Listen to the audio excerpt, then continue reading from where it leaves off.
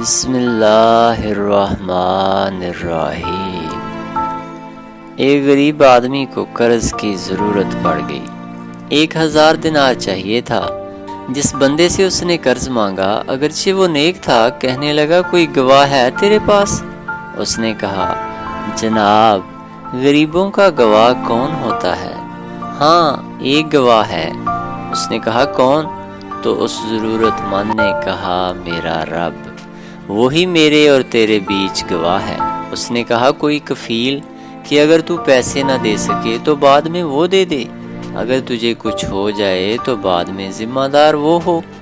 ضرورت مند نے پھر کہا میرا کفیل بھی اللہ ہی ہے، میرے پاس اگر ہے تو رب کریم کا نام ہے، اگر تو اعتماد کر سکتا ہے تو کر لے۔ وہ امیر شخص بندہ نیک تھا، اس نے سوچا رب کے نام پر، رب کی کفالت پر، اللہ کو گواہ بنا کے میں تیار ہوں تجھے یہ 1000 دینار دینے کے لیے۔ ناظرین، اس نے 1000 دینار دے دیے۔ واپسی کا وقت بھی طے ہو گیا اور وہ پیسے لے کر چلا گیا۔ اس ضرورت مند نے پوری محنت کی تاکہ وقت پر پیسے لوٹا سکے، پوری محنت بھی کر لی، اللہ نے مدد بھی کر دی، پیسے بھی اکٹھے ہو گئے اور واپسی کی تاریخ بھی آ گئی۔ اب وہ ضرورت مند پیسے واپس کرنے کا پختہ ارادہ کر کے گھر سے چل پڑا۔ راستے میں دریا تھا۔ جب وہ دریا کنارے آ گیا تو اس نے بڑی کوشش کی کہ دریا کو عبور کرنے کے لیے کوئی سواری مل جائے، لیکن اسے کوئی سواری نہ مل سکی۔ وقت پر پیسے لوٹانے ہیں، اس کے لیے دریا عبور کرنا ہوگا، سواری میسر نہیں ہے، میں نے تو اللہ کے نام پر لیے تھے۔ وہ یہ سوچ سوچ کر پریشان ہو رہا تھا کہ اچانک اس کے دل میں ایک تجویز آئی۔ اس نے ایک لکڑی لی، اسے اندر سے کھولا، 1000 دینار اس میں بھرا اور ساتھ ایک خط بھی لکھا کہ یار میں پیسے پہنچانا چاہتا تھا پر مجھے دریا کے اس پار آنے کے لیے کوئی چیز نہیں مل سکی، اب میں پیسے لکڑی میں رکھ کر اللہ کے نام پر تیری طرف روانہ کر رہا ہوں۔ اور یہ لکھ کر اس نے وہ خط بھی اس لکڑی میں رکھ دیا اور وہ لکڑی دریا میں ڈال دی۔ وہ لکڑی ڈوب گئی اور وہ ضرورت مند واپس آ گیا۔ اب وہ جس نے پیسے لینے تھے صبح مقرر وقت پر دریا کنارے آیا۔ صبح سے شام تک اس نے انتظار کیا، دن ڈوبنے لگا۔ اب اس کے دل میں یہی وسوسے آنے لگے کہ نہیں، اس نے دینے ہی نہیں، جھوٹا وعدہ کر گیا، پہنچا ہی نہیں وقت پر۔